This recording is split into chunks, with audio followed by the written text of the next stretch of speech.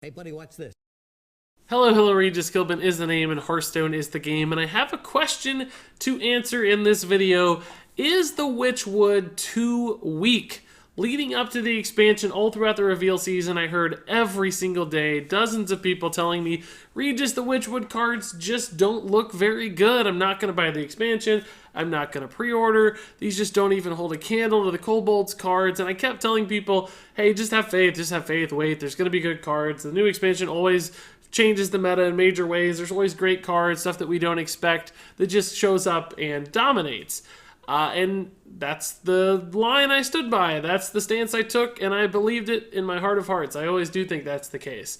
But now, after the Witchwood has been out for a week, that question is still lingering in the back of my mind. Is the Witchwood too weak? And I really only know one good way to answer that question, and that's by looking at some data. So I went over to hsreplay.net, as I often do, because they have great giant sample sizes of all the data of all the games being played in Hearthstone right now. And I took a look at the top 30 cards in Hearthstone by their inclusion in decks. So for instance, the number one card there is Tar Creeper, and it's included in something like 40% of decks right now. It's being played in like almost half of all Hearthstone decks over the last 3 days, I should specify. So I let essentially the first few days of the Witchwood sort of pan out when people are just experimenting with everything. For instance, Shutterwalk was absolutely everywhere on day 2. But as we've settled into understanding what cards are good and what cards are bad, this is what the real like current played Hearthstone, the semi-settled early meta of Witchwood, these are the cards that are being played the most. The left column there being the top 15, starting off with the 16th top card there, starting with Ultimate Infestation, for a total here, hopefully, of 30 cards, if I counted the math right, and I'm looking at it, it does look indeed right. So the top 30 cards in Hearthstone, right here. So if we look at these top 30 cards and we say, how many Witchwood cards are in the best 30 cards, arguably, of Hearthstone today, the answer is only one. Only one of these cards is actually a Witchwood card, and it's Baku the Moon Eater. Clearly, Baku has inspired a couple new decks. Baku Hunter early in the Witchwood really took off, but right now Baku is primarily driving Baku Odd Paladin, which is one of the better decks so far in the Witchwood. But I have to tell you, even looking at Baku, he is falling down the charts right now. Murloc Paladin is making a rise over Odd Paladin, as is Even Paladin. But since Paladin is so evenly divisible across those three archetypes right now, Baku is actually losing his share of the meta as well. So the only card in the top 30 that is remotely competitive from the Witchwood is actually losing value over time as well.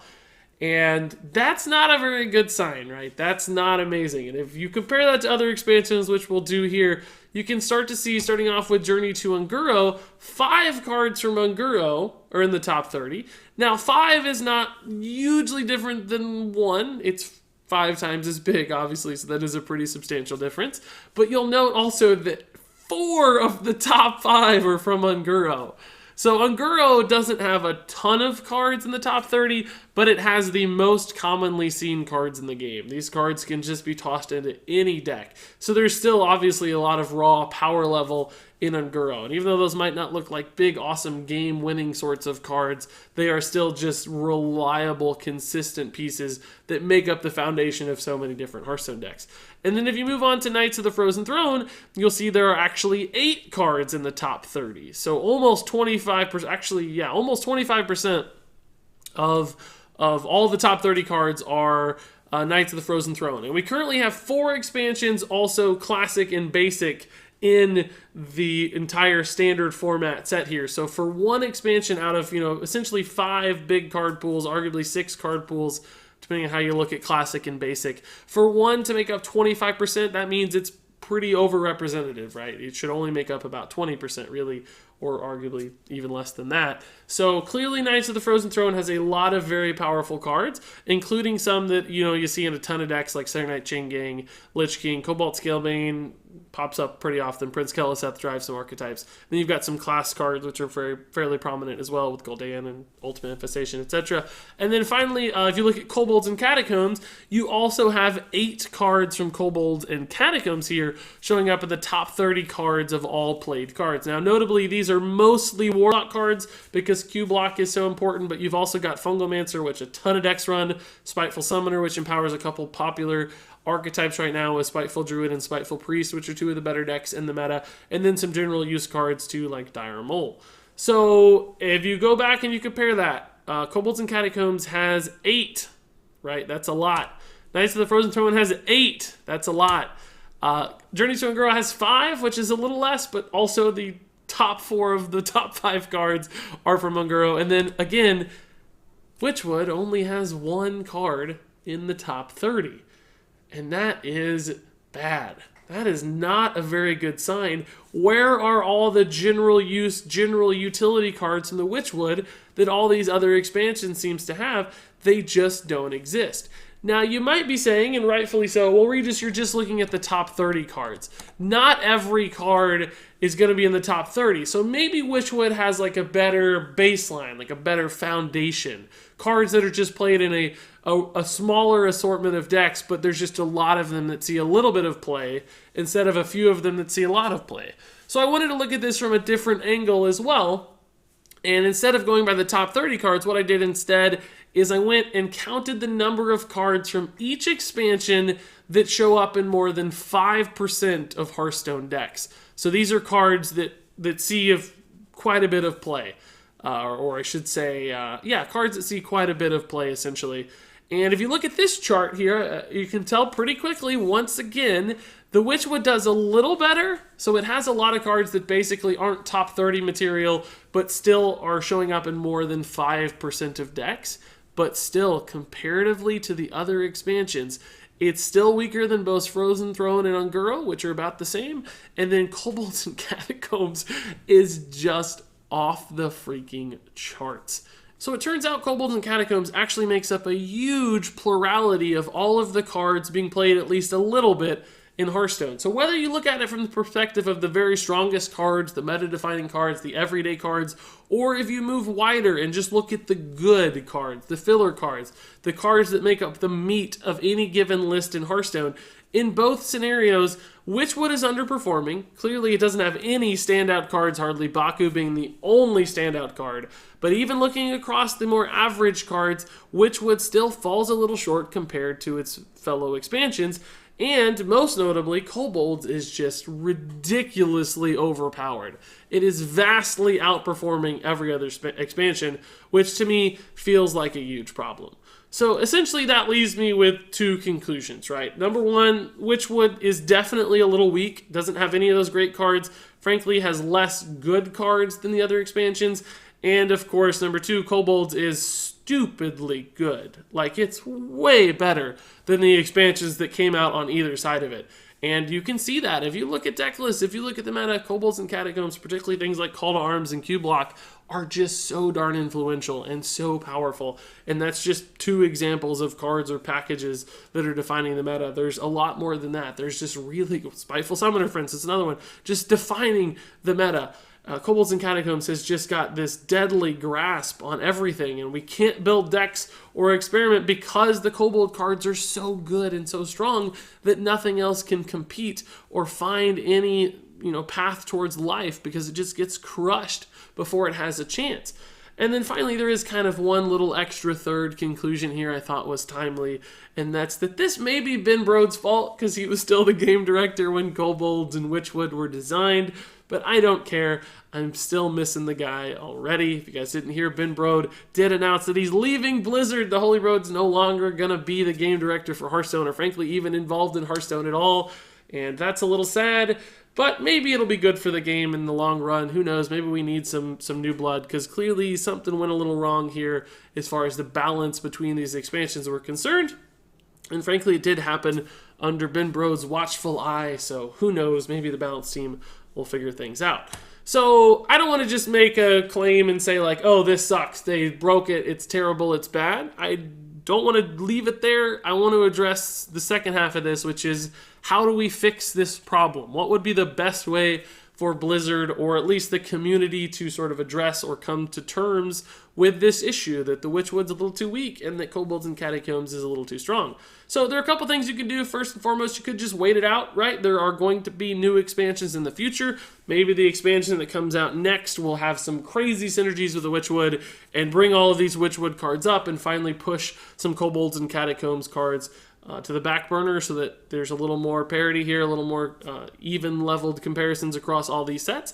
That's always a possibility. You could also just wait for Kobolds and Catacombs to rotate out of standard format. Now that does not feel like a very good solution because that's still almost a year away, or practically still exactly a year away. So that would be miserable if Kobolds and Catacombs defined the meta for the next year and basically the next 3 expansions or the next 2 expansions with Witchwood just didn't have any chance to find success. That would be deadly for the game. That would just be a fatal mistake for Blizzard to make. So I think the second alternative, and the one that probably makes a little more sense, is actually nerfing some more cards. Now, it would be a bit odd to nerf things in Kobolds and Catacombs after a new expansion has come out. Like, they already had their chance to nerf those things, and they did a little bit, right? Like, they nerfed Corridor Creeper, which didn't even make this list or this analysis, but was also an incredibly overpowered Kobolds and Catacombs card. They obviously missed the mark here with Kobolds and Catacombs by a mile. But that said, who cares? Nerf anyway. Fix the game always. It doesn't matter when the cards became a problem or when they were printed, or when the nerfs make the most sense. You should always just be trying to make the best version of the game possible. And if Kobolds and Catacombs is the current problem, even though it's 4 or 5 months old, it doesn't matter. That doesn't mean it's too late to introduce nerfs. You could still knock Call to Arms down a peg. You could disrupt the Q-Block package. You could nerf Spiteful Summoner, and the game would be in a much healthier state, I think. And then finally, there's a third alternative here that might be worth discussing too. And that's that perhaps this is a calculated decision by Blizzard. Maybe, just maybe, they realize that there is this issue essentially with power creep in Hearthstone, where if each successive expansion is better than the previous one, then eventually you have just these giant gaps in power levels over the years where, for instance, Goblins versus Gnomes, the first major expansion for Hearthstone, has no chance to compete with whatever comes out this year because they're 3 years apart, and cards just had to get incrementally better and better over time. And maybe that's something Blizzard wants to dodge, or a power creep problem that they want to address. So perhaps the Witchwood was this sort of reset button where they said, look, the game is getting out of hand. We've kept spiraling upward and upward and upward here for power levels over time, and some cards are just getting way, way too good. And we need to dial back on that a little bit so the game feels a little bit more coherent across expansions. And for instance, Wild stays a little healthier, and classic cards don't just get completely eclipsed. So they said, okay, let's dial it back intentionally. Let's consciously make the Witchwood just a little bit lower power level than you might expect, and in fact make this entire Year of the Raven standard format rotation a little weaker, so that once Kobolds and Catacombs rotates out, we have a slightly lower power level, and we can start to build up from there again, and then maybe do another reset a few years in the future, and essentially kind of keep things in check instead of just constantly going up. You occasionally pull back so that your chart just doesn't power creep to the skies and make the game just incredibly oppressive in 3 or 4 years when they've power creeped to some absurd level. So that's actually a cool idea. I like that that's a possibility. Maybe they do want to keep things in check. I think that's smart. But unfortunately, in this particular rotation, in this particular expansion to expansion timeline, I don't think that's a good idea because Kobolds and Catacombs is just so ridiculous. If you go back to this chart, that drop-off is way, way too big. If Kobolds was at the level of Frozen Throne and Unguro, where it wasn't quite just so absurdly good and things were a little bit flatter, then maybe that drop-off, maybe that lower power level would be sensible. It might not feel that unusual if things were just slightly more balanced. But when you go from one of the best expansions, or probably inarguably the best expansion ever, to a fairly weak expansion, that just feels miserable for players. The game looks way too similar. It feels just exactly like it was. And that's not what we want with new expansions. We want some freshness. We want some fun.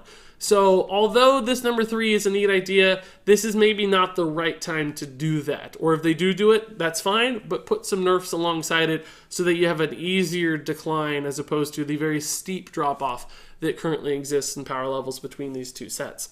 And last of all, guys, I mean, I've made some points here. I've made some claims. I've addressed some problems with the game. But I don't want you to think that means I hate Hearthstone or I think the game is dead or dying or that Ben Brode ruined the game and left. I'm not being apocalyptic by any means here because fundamentally, regardless of the power level of the Witchwood, I actually think it's one of the most fun expansions we've had yet. Like, a lot of different decks I've tried are very rewarding to play. They do amazing things. There's crazy stuff happening. Like, you know, Tess Greymane's fantastic to play, even if she's not great. Shudderwalk is actually a lot of fun to play if you don't do ridiculous OTK shenanigans that break the game. If you just play them more straight up, that's such a fun card. Baku and Gin are really cool deck challenges. There's just a lot of neat, flavorful things happening in the Witchwood. Frankly, I love the fantasy and the theme of it too. Rush is a nice, rewarding, rewarding, like, fundamentally sound feeling kind of keyword that just feels good in your hands in Hearthstone, in my opinion at least. So I don't want to lose sight of the fact that the Witchwood is super, super fun. If you ran that same chart by fun level, I think the Witchwood's way more fun than Kobolds and Catacombs. And that's a good thing. That's important. Fundamentally, that's the most important aspect of Hearthstone, is that it's enjoyable. Like, yes, the meta does sometimes reduce your joy level. Sometimes it's not fun to play against Q-Block and Paladin over and over and over again. But if you focus more on the cards and the fantasy and the fun inherent to it, I think it's okay to have that disparity. Blizzard can fix those problems. It's a lot harder to fix fun. So first and foremost, I'm glad that the fun is there. It doesn't mean we can ignore these problems. They still need to be addressed. But it's no reason to be a naysayer and say the sky is falling and doom the game and quit the game. It's nothing like that. It's just like, let's address these issues and then we'll have the best Hearthstone we've ever had, because the Witchwood has some really cool aspects to it. If it was just a little cleaner in a balance standpoint, the game would be perfect right now. So I am making some complaints, I'm addressing some problems, but ultimately it's for a positive direction, not being negative, not just criticizing for the sake of criticism. I want to see some positive changes in the game, and although, yes, the Witchwood is a little too weak, it is not very boring. It's actually a lot of fun, so that's the most important thing to me. That said, of course, if you guys have any thoughts, comments, questions, suggestions on how to fix this issue, observations that I missed, please leave those in the comments below. I'd happily hear your take. What do you guys think? Where does the game stand in your mind? Is the Witchwood actually too weak? And also keep in mind, I'm sure there are going to be people who complain, like, yes, I used some fairly simple tactics here to analyze whether it was too weak. I realize I used some arbitrary breakpoints for the top cards and the percentage played. Like, clearly, that's all made up and arbitrary. I totally get it. You got to draw those breakpoints somewhere, though. You got to draw the line, or you'll never actually get any successful analysis done. So bear with me. I know that we're being sort of generalized here, not super statistically accurate, but I think that's fine because we understand how people feel and understand how the game works, even if we don't use exact numbers to defend those positions. I think everybody kind of agrees with the sentiment here. That said, guys, thank you so much as always for watching, and keep having fun out there in Hearthstone, and until next time, game on.